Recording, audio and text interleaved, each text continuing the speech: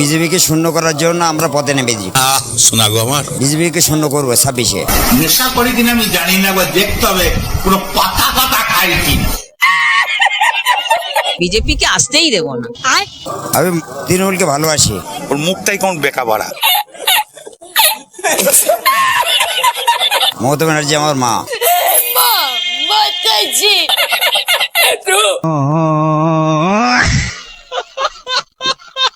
নমস্কার।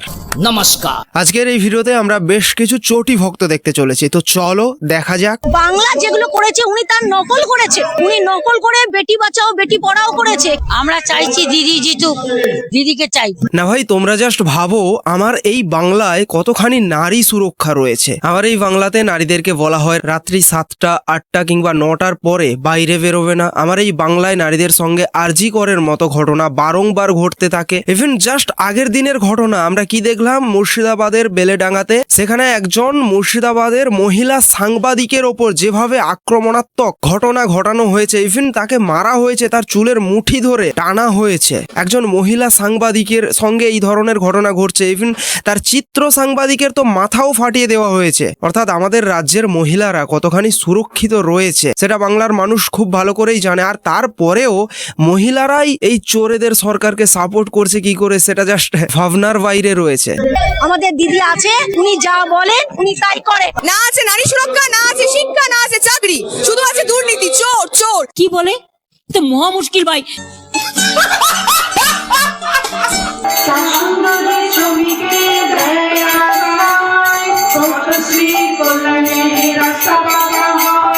বলছি কাকিমারা, এই যে আপনারা সকাল সকাল ঘুম থেকে উঠে চাদর ফাদর গায়ে নিয়ে হাতে কি সব খোল ঝাইল হারমোনিয়াম এসব নিয়ে যে বাংলার উন্নয়নের পাঁচালি গাইছেন না, এর বদলে যদি আপনারা ওই খোল ঝাইল হারমোনিয়াম নিয়ে একটু হরির নাম কিংবা লক্ষ্মীর পাঁচালি করতেন না, তাতে আপনাদের পুণ্য অর্জন হতে পারতো।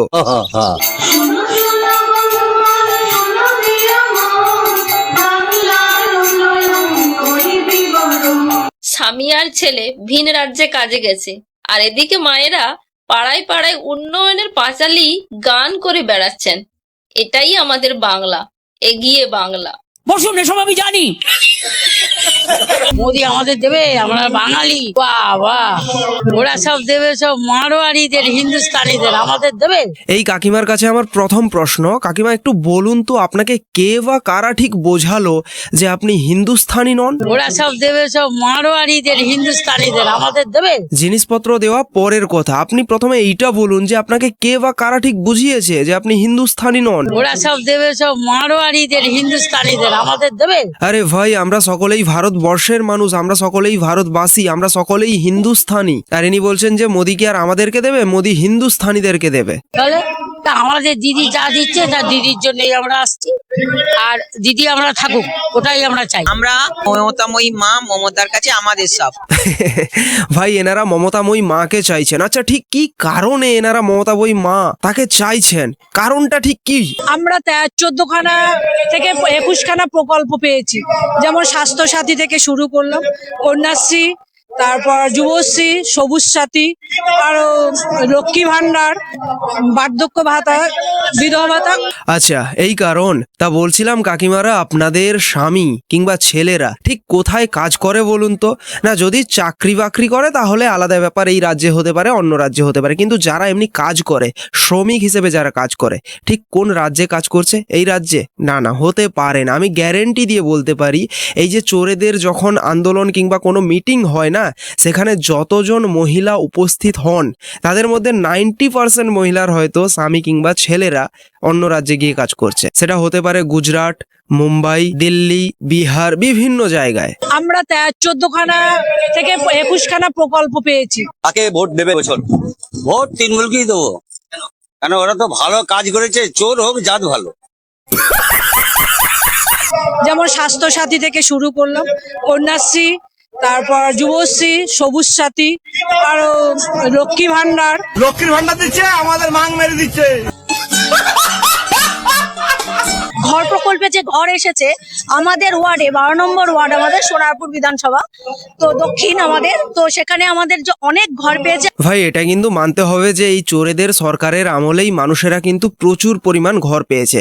তবে যারা ঘর পেয়েছে তারাই বারংবার ঘুরে ঘুরে ঘর পেয়েছে, আর এটা হয়েছে একমাত্র এই চোরেদের নেতাদের কারণে। এই চোরেদের নেতারা যাদেরকে চুজ করেছে বারংবার, তারাই ঘুরে ঘুরে বারংবার ঘর পেয়েছে এই বাংলার বুকে। বাংলার কথা ছেড়েই দিলাম, আমি আমার পাড়ার ক্ষেত্রেই এটা দেখেছি। উনি যে সমস্ত পরিকল্পনা করেছিলেন, যেগুলো বলেছিলেন যে আগামী 19-এ যে বাংলায় যদি বিজেপি সরকার আসে তাহলে আমরা এই করব, ওই করব, ওই করব, সেগুলো উনি কিছুই করেননি। এনারা বলছেন বিজেপি নাকি কিছুই করেনি। আচ্ছা, এনাদের নেত্রী আজ থেকে ঠিক 5 কিংবা 10 বছর আগে ঠিক কি বলেছিলেন একটু শোনাবো এদেরকে। উন্নয়ন করে দেবো, আরো কর্মতীর্থ করে দেবো, ডবল ডবল চাকরি হবে, ডবল ডবল শিক্ষা হবে, ডবল ডবল কাজ হবে।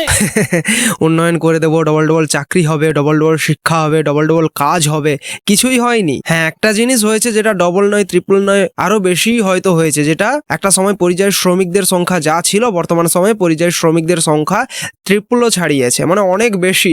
আর তার একমাত্র কারণ হচ্ছে ভাই রাজ্যে আমাদের কোনো চাকরি নেই, কাজ নেই, আর যদি কাজ আছে সেই কাজের পর্যাপ্ত পারিশ্রমিক নেই। কিন্তু আমাদের বাংলায় মেয়েদের মায়েদের যা অবস্থা, আপনি বাইরের রাজ্যে গিয়ে দেখবেন তার কিছুই নয়। না আছে নারী সুরক্ষা, না আছে শিক্ষা, না আছে চাকরি, শুধু আছে দুর্নীতি, চোর চোর। আর আমি একজন স্বাস্থ্যসাথী কার্ড থেকে আমি অপারেশন হয়ে পুরো সুবিধাটা পেয়েছি, পুরোটাই স্বাস্থ্যসাথীর কার্ড থেকে আমরা পুরো সুবিধা পেয়েছি। ইনি নাকি স্বাস্থ্যসাথী কার্ডের ব্যাপক সুবিধা লাভ করেছেন। না, আমি শুধু এই কথাটা শোনার পর এটাই ভাবছি যে কারা ওরা যারা এসে বলে স্বাস্থ্যসাথী কার্ড নার্সিংহোমে চলছে না, বিভিন্ন অপারেশনের ক্ষেত্রে চলছে না, ডাক্তারবাবুরা সরাসরি না বলে দিচ্ছেন, বলছেন যে এই কার্ডে অপারেশন হবে না। তাহলে তারা কি মিথ্যে কথা বলে? কিছু তো করে দেখাবেন। উনি উল্টা বাংলা থেকে বাংলা যা কিছু দেওয়ার কথা সেই টাকাটুকুনি পর্যন্ত দিচ্ছে না, যাতে আমাদের আরেকটু কিছু ভালো হয়, সেটাই তো উনি করছেন না।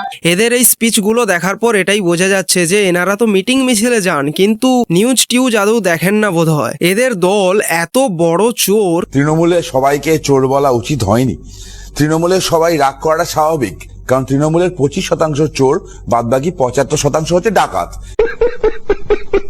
তো এই ডাকাতেরা 100 দিনের মানুষের টাকাও চুরি করেছে, ঘরের টাকা চুরি করেছে, পায়খানা ঘরের টাকাও চুরি করেছে, আর যার কারণেই কেন্দ্রীয় সরকার সেই টাকাটাকে বন্ধ করে রেখেছে বর্তমান সময়ে। আর এই চুরি দুর্নীতির কথা বললে এরা বলে প্রমাণ দেখো। ভাই প্রমাণ তো এটাতেই হয়ে যাচ্ছে, কারণ এদের দল সবকিছুতেই তো হাইকোর্ট কিংবা সুপ্রিম কোর্টে ছুটে থাকে, কিন্তু এই মানুষের টাকা যে আটকে রেখেছে, যে ইস্যুটা নিয়ে এরা সর্বদা বলতে থাকে যে মানুষের টাকা 100 দিনের টাকা আটকে রেখেছে, ঘরের টাকা আটকে রেখেছে, তো ভাই যাও না হাইকোর্টে যাও, সুপ্রিম কোর্টে যাও।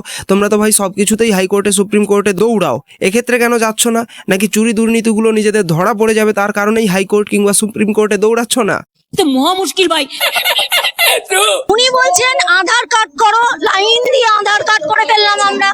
উনি বলছেন যে পরের দিন সকালে উনি বলছেন যে রাত্রেবেলা বলে দিলেন নোটবন্দি হবে, লাইন দিয়ে খাওয়া নাওয়া বাদ দিয়ে আমরা সব লাইন দিয়ে আমরা 2000 টাকার নোট জমা দিতে গেলাম। তা দেখা যাচ্ছে কি, তাতে কি হলো? কালোধন কি বাইরে থেকে এলো না? তাতে কি হলো? সন্ত্রাস কি বন্ধ হলো না? তাহলে আমরা যে লাইন দিয়ে যে লাইন দিচ্ছি। ভাই ইনি লাইন দেওয়া নিয়ে অনেক কথা বলে দিলেন, এই যে লাইন দিচ্ছি।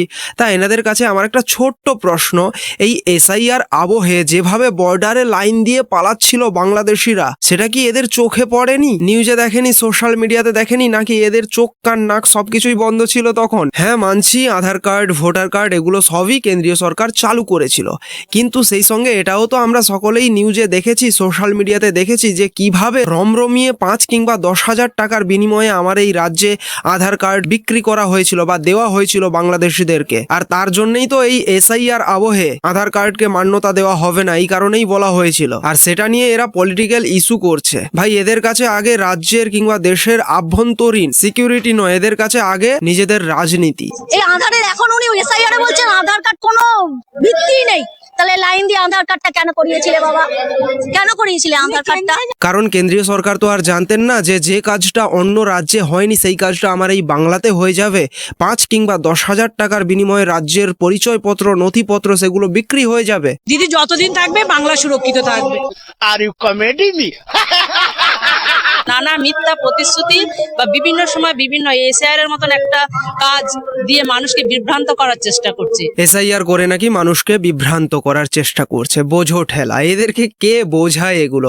আরে কাকিমা না, আপনার ভুলটা আমি ভাঙিয়ে দিচ্ছি। এসআইআর যে এই দেশ জুড়ে করা হচ্ছে তার কারণ হচ্ছে যে সমস্ত বাংলাদেশিরা কিংবা যেগুলো আমাদের দেশের মানুষ নয় তাদেরকে এই দেশ থেকে বিতাড়িত করার জন্যে, কারণ তারা আমাদের ট্যাক্সের টাকায় রাজ্য কিংবা কেন্দ্রীয় সরকারের রেশন পাচ্ছে, বিভিন্ন সুযোগ সুবিধা পাচ্ছে, সেগুলো যাতে না পায় এবং এই দেশে আমাদের জায়গাতে যাতে দখল করতে না পারে, যাতে দেশ থেকে বেরিয়ে যায়, তার জন্যই এসআইআর করা হয়েছে। দিদির কাছ থেকে যা পেয়েছি আমরা, সেটা উন্নয়নের পাঁচালীর মাধ্যমে আমাদের প্রতিটা প্রোগ্রাম হচ্ছে বুথে বুথে।